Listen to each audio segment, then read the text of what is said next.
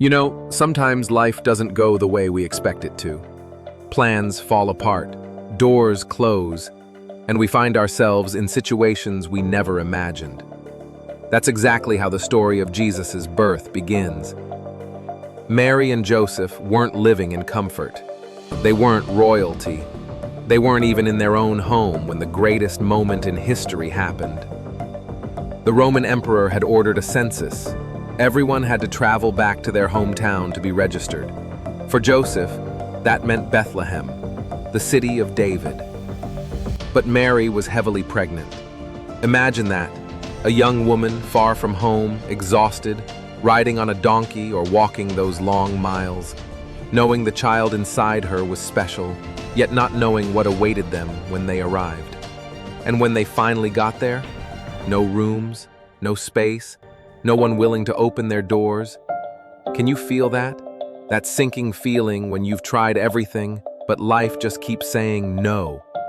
Maybe you felt like that, job applications rejected, relationships falling apart, doors slammed shut when you needed them most. That's how Mary and Joseph must have felt, tired, confused, maybe even a little scared. But still they pressed on. Someone finally offered them a stable, a place for animals, not people. It wasn't glamorous, it wasn't what they hoped for, but it was enough. And in that humble place, surrounded by hay, animals, and the quiet of night, Mary gave birth to Jesus. The Son of God entered the world not in a palace, but in poverty. Not wrapped in silk, but in simple cloth. His first bed wasn't a golden cradle, it was a manger, a feeding trough for animals. Why does that matter? Because it shows us something powerful.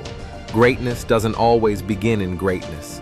Sometimes the most extraordinary things start in the most ordinary places. Think about it. We live in a world where success is measured by status, money, and recognition. But the story of Bethlehem says, true greatness can be hidden in small beginnings. That child, born in the humblest conditions, would change the course of history, bring hope to billions, and redefine what love means. And here's the part that moves me the most. While the world was sleeping, while most people had no idea what was happening, God chose to reveal this miracle not to kings, not to the rich, but to shepherds. Ordinary workers out in the fields, people who were usually ignored. The angels appeared to them and said, "Do not be afraid. I bring you good news of great joy for all people." Not just for the powerful, not just for the religious, but for everyone, for you, for me. Imagine being one of those shepherds. One moment you're just doing your job, watching sheep in the dark. The next, the sky lights up with angels singing, "Glory to God in the highest, and peace on earth to those with whom he is pleased." So they rushed to Bethlehem. They didn't want to miss it, and when they arrived, they saw exactly what the angel had said. A newborn baby, wrapped in cloth, lying in a manger. And in that moment, I imagine their hearts burning with joy. They knew this wasn't just any child. This was hope. This was God's promise, alive in front of them. And maybe that's the part where the story connects to us the most, because we all go through Bethlehem nights. Times when we feel small, overlooked, pushed aside.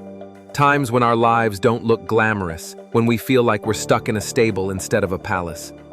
But if God chose to enter the world in a stable, then maybe our own stable moments, those messy, uncomfortable, imperfect places, can still hold miracles too. Maybe the places in our lives that feel like dead ends are the very places where something new and beautiful is about to begin.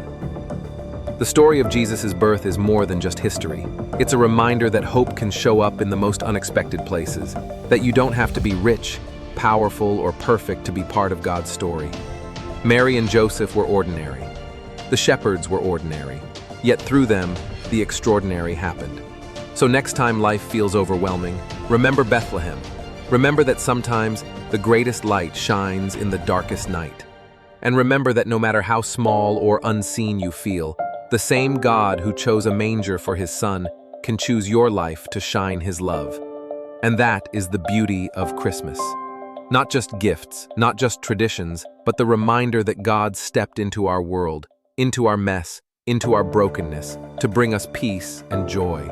If you want to see more videos like this, like and follow.